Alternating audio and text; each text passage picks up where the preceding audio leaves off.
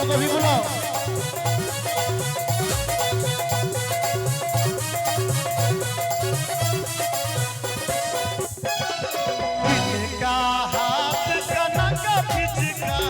कनक पिचकारी कनक पिचकारी किनका हाथ कनक पिचकारी कनक पिचकारी कनक पिचकारी किनका हाथ अबीर छोरी किनका हाथ होली मिथिला में। मंगल जी अगर हमारा आवाज जाए तो सेकंड नहीं लगवाक चाहिए, अहाँ के दौड़ लेवाक चाहिए। वही अवस्था में जे अवस्था में अपने छिए और संगे मिथिला नीनी जी राम खेले तो नीनी जी। होली मिथिला में राम खेले तो होली मिथिला में। एक बार जोर से कहो होली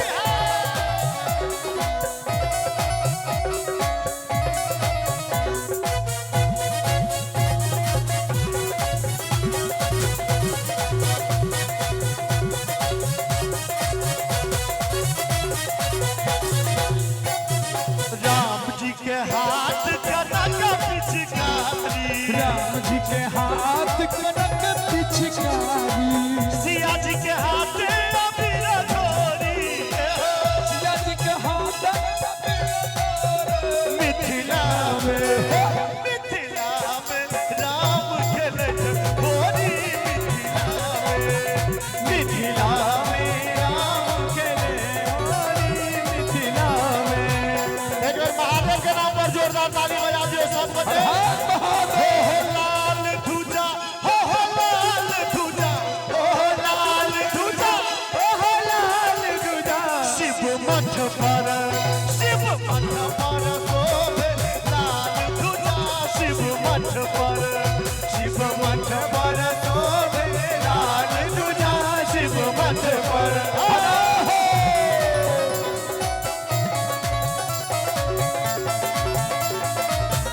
जो मेरे भाई जो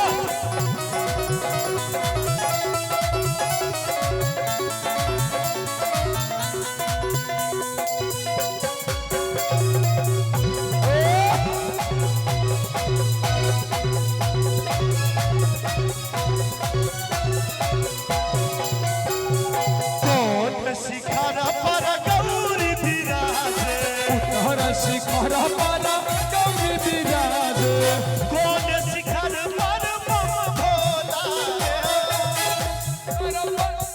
भोला शिव मठ पर शिव मठ पर शोभे लाल ध्वजा शिव मठ पर शिव मठ पर शोभे लाल ध्वजा शिव मठ पर। कनिए सुनवा बुनवा सब ले जोरदार ताली बजा दी।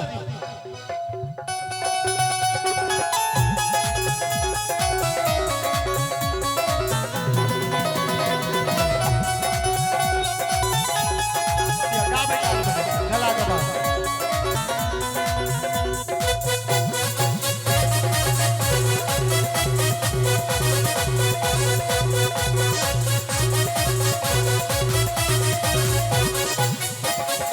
उत्तर शिखर पर गौरी विराजे उत्तर शिखर पर गौरी विराजे दक्षिण शिखर पर मम भोला शिव मठ पर शिव मठ पर